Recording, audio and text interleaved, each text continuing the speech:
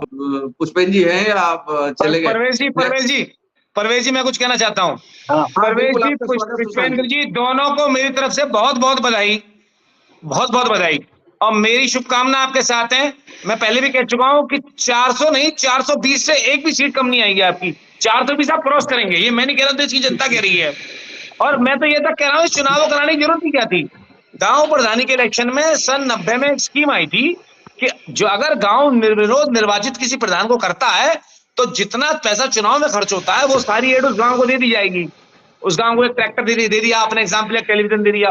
तो मेरी तो ये उम्मीद थी, प्रधानमंत्री से अपील है, और आप दो बुद्धिजीवी तो हैं, जिताने बैठे हुए हैं आप, कि इस देश में इतना बड़ा लाख करोड़ का चुनाव कराने की जरूरत ही क्या थी, जब नरेंद्र मोदी जी को ही प्रधानमंत्री बनना था आजीवन अपना उसकी तरह। जैसे वहां पुतिन जी डिक्लेयर कर चुके हैं 37 साल तक वो सत्ता में रहेंगे, शी जिनपिंग डिक्लेयर कर चुके हैं 37 साल में रहेंगे, और किम जोंग उन उत्तर कोरिया में डिक्लेयर कर चुके हैं कि वो तो जब तक जिंदा रहेंगे तब तक वो सत्ता में रहेंगे।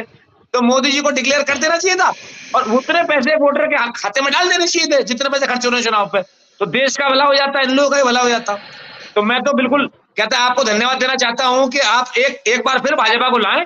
2014 में शर्ट उतरी, 2019 में पैंट उतरी, ठीक है, और 2024 में उनकी नजर चड्डी पे है।